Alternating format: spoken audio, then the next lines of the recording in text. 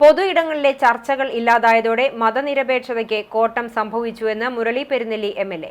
ചൂണ്ടൽ പഞ്ചായത്തിലെ 3-ാം വാർഡ് പാറന്നൂരിൽ ഗ്രാമോത്സവത്തിന്റെ സമാപനം ഉദ്ഘാടനം ചെയ്ത് സംസാരിക്കുകയായിരുന്നു എം.എൽ.എ.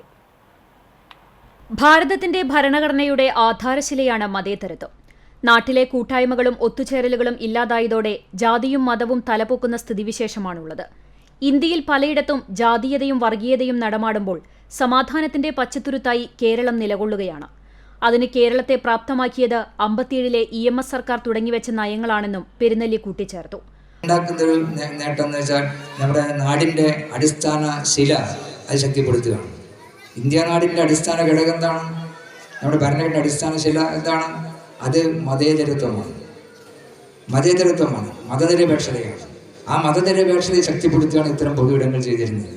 ആ പൊതു ഇടങ്ങൾ കുറഞ്ഞു വന്നപ്പോഴുകൂടി നിന്നുണ്ടായി നമ്മുടെ മതേതരത്വം അപകടത്തിലേക്ക് നീങ്ങുകയാണ്. ഇന്ത്യയുടെ മറ്റു ചില സംസ്ഥാനങ്ങളിൽ നിന്ന് വ്യത്യസ്തമായി കേരളം പല മേഖലകളിലും ലോകത്തിനും ഇന്ത്യക്കും മാതൃകയായി മുന്നോട്ട് പോകുന്ന കാഴ്ച നമ്മൾ കാണുകയാണ്.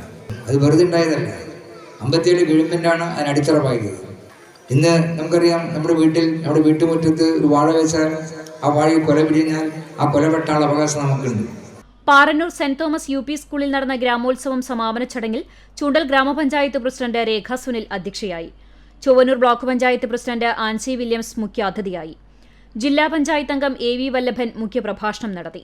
ചൂണ്ടൽ ഗ്രാമപഞ്ചായത്ത് വൈസ് പ്രസിഡന്റ് PT ജോസ്, ആരോഗ്യ വിദ്യാഭ്യാസ സ്ഥിരം സമിതി ചെയർപേഴ്സൺ ജൂലറ്റ് ബിനു, പഞ്ചായത്ത് അംഗം ആൻഡോ പോൾ, കൂനമുച്ചി പീപ്പിൾസ് സർവീസ് സഹകരണ ബാങ്ക് പ്രസിഡന്റ് ജയകൃഷ്ണൻ ആലത്തിയൂർ, ഗ്രാമപഞ്ചായത്ത് ആസൂത്രണ സമിതി അംഗങ്ങളായ MB പ്രവീൺ, സെബാസ്റ്റ്യൻ ചൂണ്ടൽ, PK വത്സൻ, വാർഡ് വികസന സമിതി അംഗം PK രതീഷ് എന്നിവർ സംസാരിച്ചു.